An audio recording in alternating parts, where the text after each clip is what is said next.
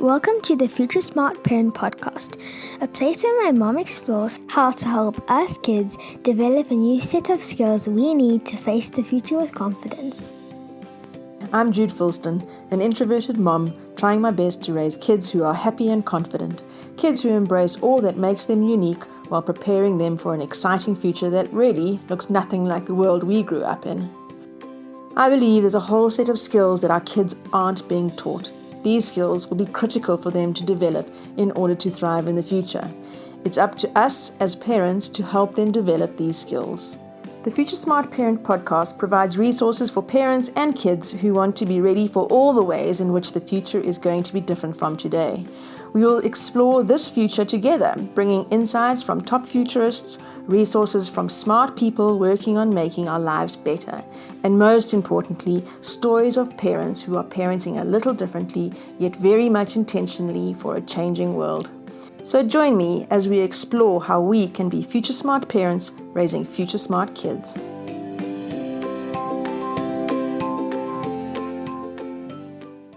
Welcome to today's episode from the Future Smart Parent podcast. I am thrilled to have my colleague and friend Buhle Dlamini on our podcast show today. Buhle is a seasoned global speaker, renowned for guiding organizations through the evolving landscape of people and work. But today we get a glimpse into a different facet of his life as we welcome him not only as a speaker, but also as a dad. Buhle, he's going to share some of the backstory behind his most sought-after keynote, Unleashing Your Greatness. So join us as he shares his personal journey and imparts invaluable insights on nurturing the potential within our children, empowering them to unleash their own unique greatness. Welcome, Buhle. Thank you, Jude. It's great to join. I am joining from Nova Scotia, Canada, which is where I'm based for the last 10 years. I can't believe it's been 10 years already since we moved from South Africa. It's always great to speak to all our listeners from all over the world that are joining in the session. Buhle, I'm going to jump right in. I was reading your book again the other day, and I want to just ask you to share your story on how you did come about just with your message of for your keynote and book, Unleashing Your Greatness, because I know you share this message to people around the world. Yeah, thanks, Jude. I think it's important because part of sharing my story is really helping people not only to connect with these keys for unleashing your greatness, but it's also about connecting with our story and connecting with my story. And I know that for those who do not know me, I know some people who are listening, they might know my story, they might know who I am, but most people don't know who I am from a bar of soap. And so you hear Buhle Dlamini, you hear speaking with Tomorrow Today, and then you hear I'm based in Canada, and you're trying to figure all of this out. So let me just start it from the beginning. The reason I am in Canada is because I am married. I'm married to Stacey. Stacey is originally from here in Nova Scotia, and we've been married for 21 years. We have 4 children, which is important if I'm going to be speaking to parents. That I have the skin in the game. So we've got 4 children. Our oldest is 34 years old, and I know you're thinking the math doesn't add up. We've been married 21 years, and our oldest is 34. That's because she's adopted. Her name is Bijou, and Bijou is originally from Congo. She was at a children's home in Soweto when we met her, and we knew we had to get involved. So that's how come. Newly married, and we had a young teenager. Second is 26 years old. His name is Nhlanhla. He's actually my brother. Both my parents passed away, and we decided to adopt Nhlanhla. He was about 8 years old at the time, and we already had a young teenager, so it wasn't going to be too much of a problem. But the good thing is that he looks like me. So when we'd walk in the mall, people would say, "Hey, is that your son?" I would say, "Yeah, it's my son." So what? Deal with it, kind of thing. Yeah. Our third child is Trinity, and she is 17, about to turn 18. Can you believe it? She's in grade 12, and she's doing very, very well. Very proud of her. And then our last child, his name is Kaya, and he's 12 years old, Kaya Letu, and he's also doing very well. You know, that's sort of like been my journey over the last 21 years, being married and having children and all of that good stuff. Being a grandfather now. And of course, I have to talk about that. I have to talk about the fact that I'm a grandfather too. So yeah, the Exactly. story keeps going. So I'm a grandfather twice now. Our oldest gave us our grandchild 4 years ago, our first grandchild, and then we had our second one this year, who's now 9 months old. So that's a little bit of my background, but still doesn't give you enough to know who I am. I grew up in rural KwaZulu Natal. I was raised by my grandmother, Umandlela or Kumalo. I was raised in an impoverished village of Kwahlabisa. And some of you might know where that is. And some of you are like, what the heck is that? How do you even say that? But where I was growing up and where I was raised, I wasn't surrounded by greatness.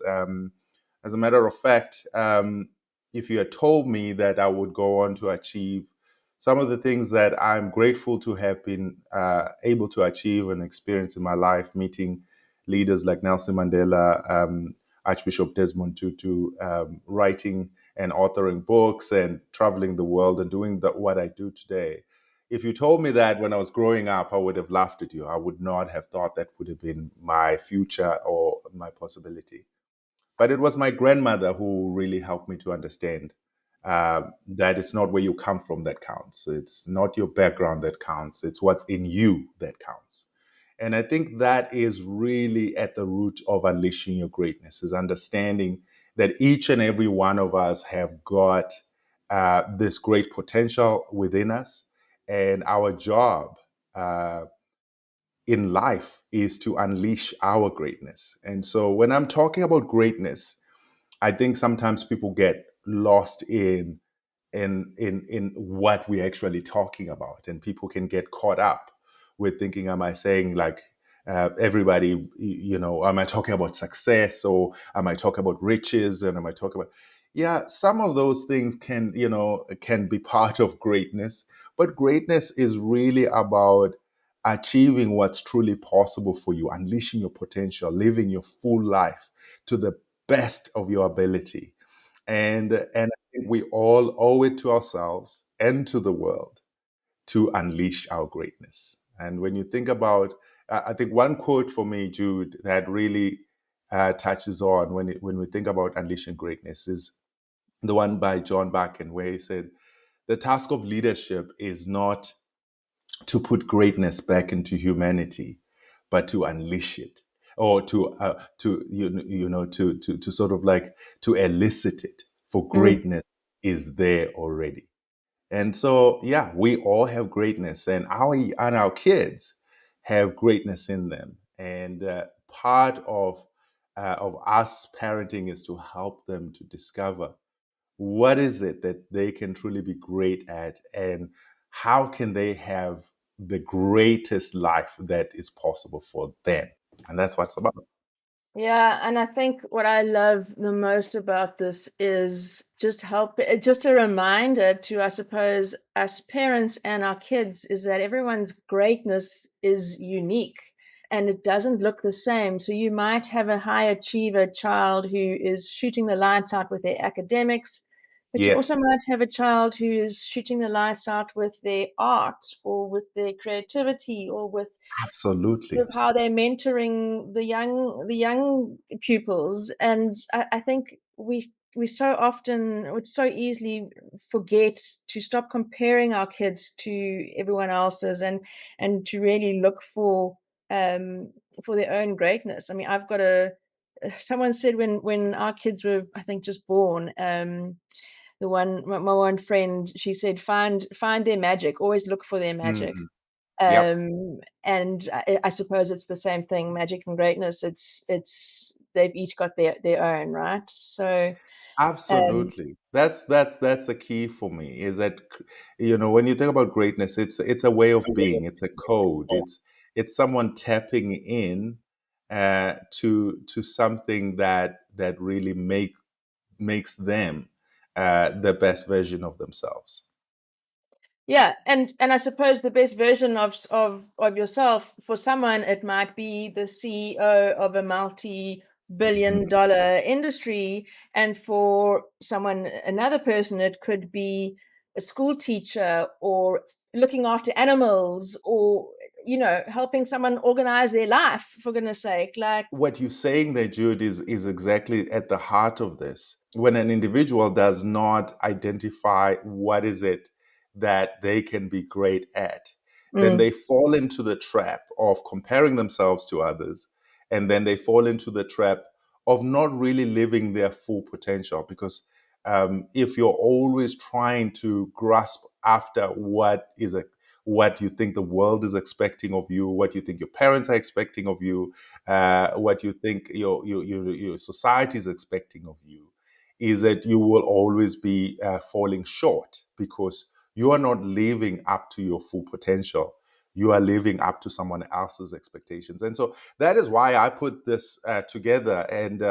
And my background. So, still talking about the background, a big part of my background is youth development, actually, and and I looked at my life where I grew up, the challenges of what most Black South African young people are facing. But it's not only just Black young South Africans; it's just young South Africans in general, or young people around the world in general, yeah, where there's an increasing sort of like shortage of opportunities.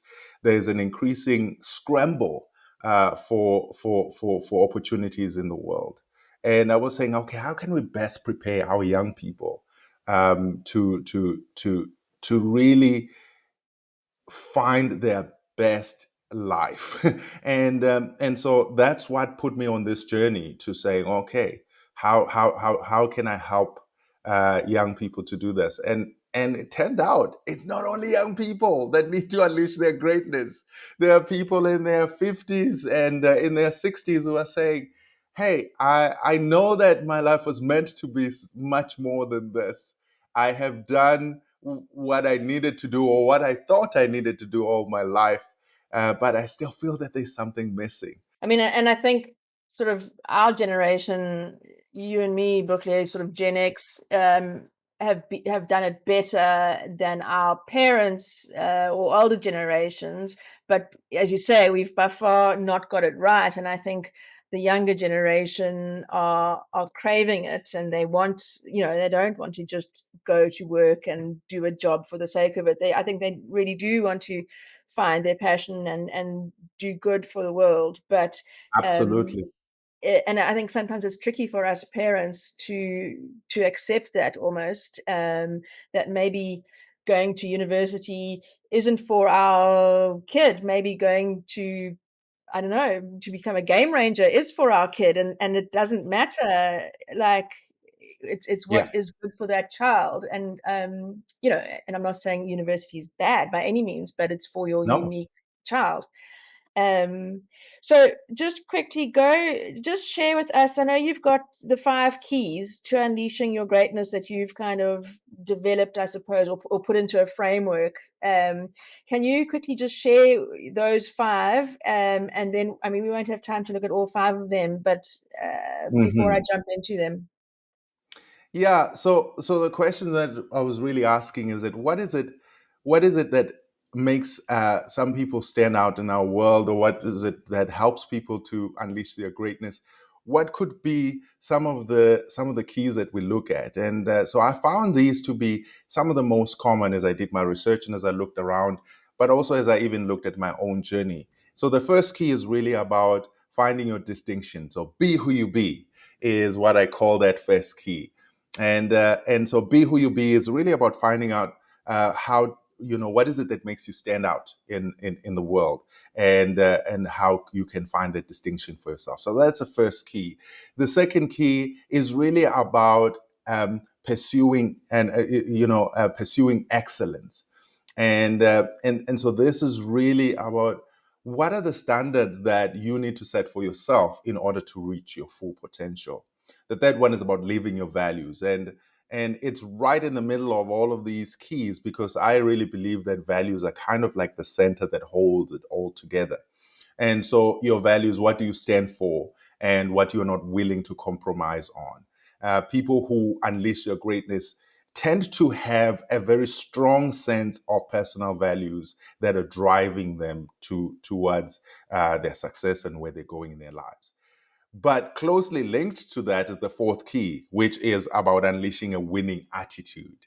Mm. And I found that attitude is one of the most important elements of finding success for us personally as individuals, because it affects the way that you see the world and the way that you show up. And then the last key is about creating your future. And that is really about understanding the importance of the role that you play in the future that you create for yourself. And I think that sometimes the biggest challenge for many people, why most of us, even with great potential, with great talents and great skills, don't reach what's truly possible for us, is because we don't take ownership of creating our own futures. Okay, so I'm going to start at the beginning. And Sure. I love be who you be, man. And I love the way you say it the most. Okay, so let's start at the beginning with this. Why is it so important to help our kids see the importance of standing out and being true to themselves? I get it. I get it now at my age, but trying to tell that to my teenage daughter, it's not that easy, and there'd probably be a whole lot of eye rolling, which on one level I suppose is age appropriate, but how do we what is the message for the youth in this space? Yeah, I think, as a parent, one of your challenges is how to communicate key concepts to your children in a way that it will land and be understood by them and accepted by them. I think the biggest challenge is modeling than telling. And so when you are able to say to your child, look at me, I am living, I'm living my potential, or I'm living, my greatness, because I am pursuing that which sets me apart, or that which I can really excel in. So be who you be. And if you haven't heard me talk about this, you're probably saying like it's wrong English, Buhle, what's wrong with you? But be who you be is really a concept that really is not something that I came up with. It's something that African Americans say, So my Mm, first trip to the United States, I was about 19 years old, and I remember meeting this elderly African American gentleman, and he said, what's your name? So I told him my name. He said, yeah, what kind of name is that? That's one of the challenges I deal with as well over here in North America, is yeah. people often don't know how to say my name. So I said, no, it's Zulu, and it means beauty. And he said, you're Zulu? I said, yes, I'm Zulu. He said, oh, be who you be, man. We know them Zulus, and we love the Zulus. We all want to think we are Zulus over here. And he was going on, and I just loved that phrase, be who you be, because it's about putting a twist on things. Instead of saying be all you can be or be what you can be, it's about embracing who you are and embracing who you can be. So be who you be for me is about putting those two concepts together. That in order to unleash your greatness, you need to embrace who you are. In other words, if you are truly ever going to be yourself in the world that's trying to make you to fit into a mold, you're going to have to start by saying, who am I really? And so that is about embracing. And I know that our young people are still in the journey of discovering who they are. Yeah. So part of doing this be who you be with your child is saying what is it that you care about? What is it that you enjoy? What is it about your story, or your background, that you want to share with the world?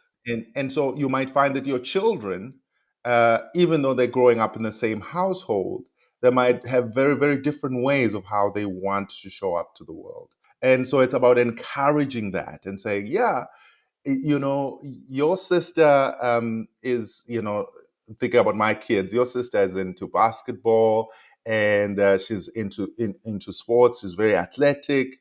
But thinking about my younger son, he's not that athletic, but he's Yeah. very creative, and in terms of drawing and in terms of doing arts and so on.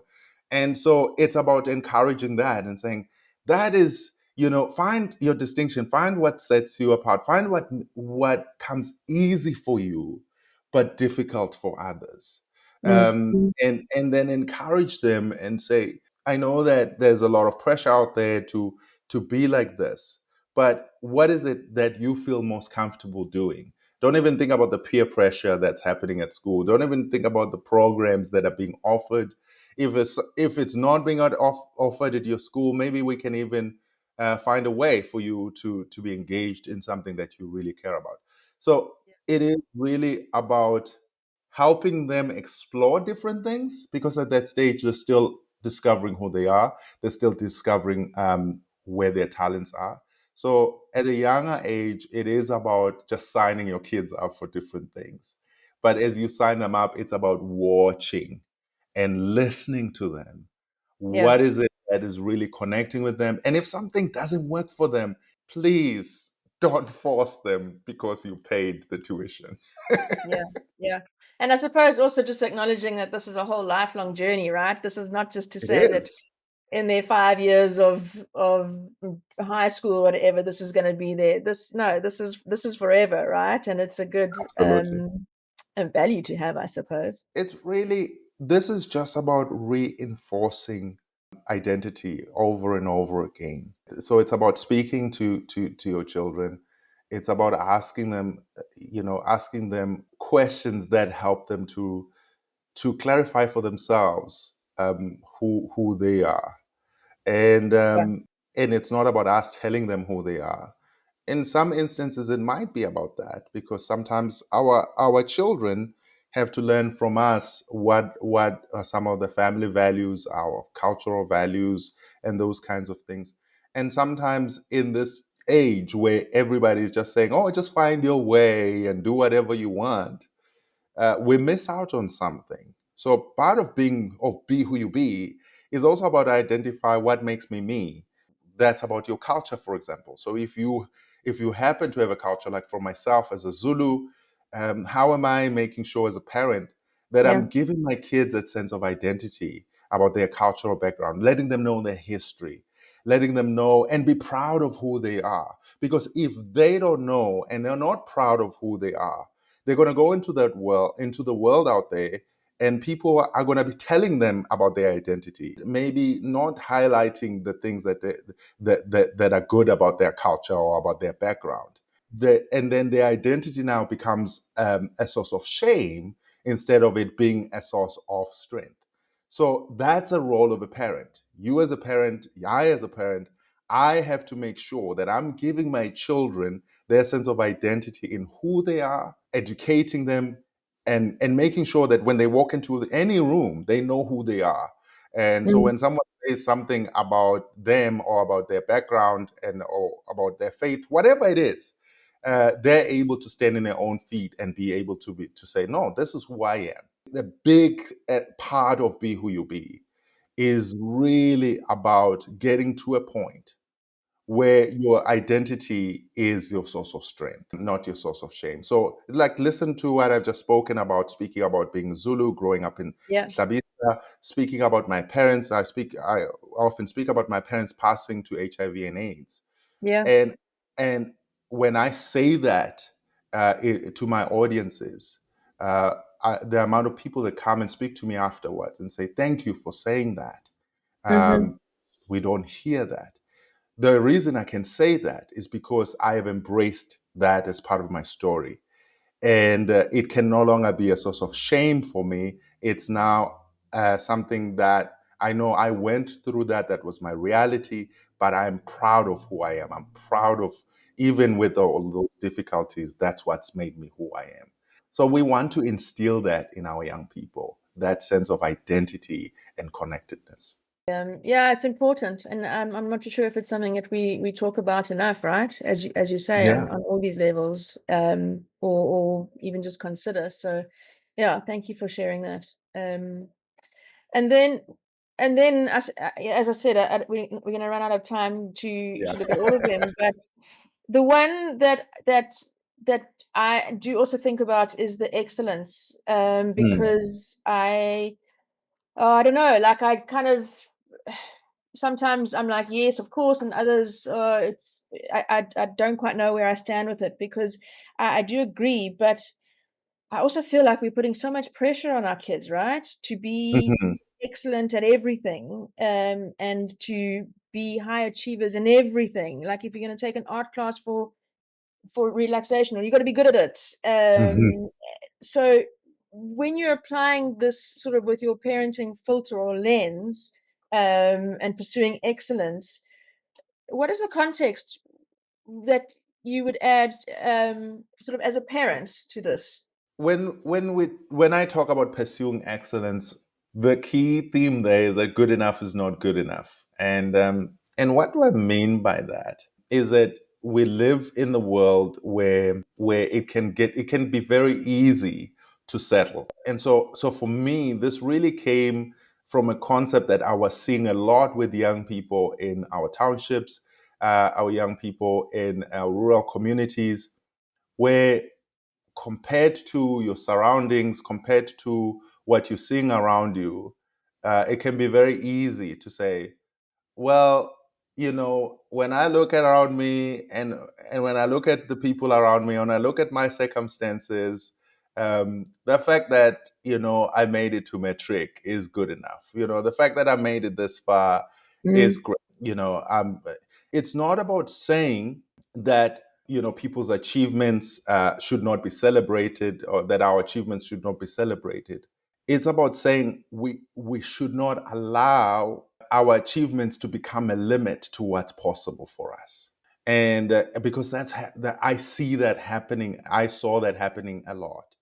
And so I used to actually talk about the pap and cabbage syndrome. So the pap and cabbage syndrome is really about the fact that for most of our young people, you're living with your grandmother, yeah. and your parents, if they're in the picture, they can't afford to look after you, and now you have to live with your grandmother.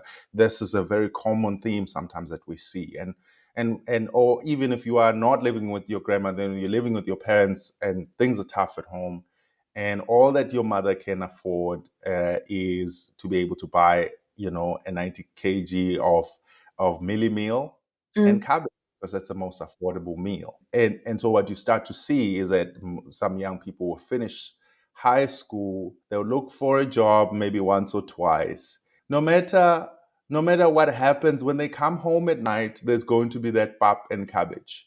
It's going to fill them up, and they're going to be. And what I was challenging with pursuing excellence is that just accepting good enough is actually not good enough if you want to unleash your greatness. It's about saying, yeah, I know that this is my reality. I know that this is the challenge, or I know that this is, but is this what I can do? And so, when we talk about good enough is not good enough, it's not you as a parent putting pressure on your child and saying, well, your good enough is not good enough. It's about asking them and saying, is this the limit that you're setting for yourself? yeah. Or can you raise a bar on yourself? Yeah. And what is possible for you? What do you want? Not what I want as a parent, but what do you want for your future? Are you just happy to be at this level, or is there a level that you want to reach? Now, I know that there's another side of this coin. So I'm looking at the mediocre side of the coin, Mm, where people are settling for less than good enough, where people are just settling for survival. Now, there's the other side of the coin, where you have parents that are hyper competitive, and they're looking at the Joneses, and the Joneses kids are not only going to Wits or UCT, they're going to Harvard, and yeah. and you just got into whatever university, and like, what's wrong with you, and so on. That's not what I'm talking about when I'm saying pursue excellence. I'm saying, when I talk about pursuing excellence, I'm really talking about what is possible for you. and what's a level that you want to reach. And you can reach good enough, Yeah.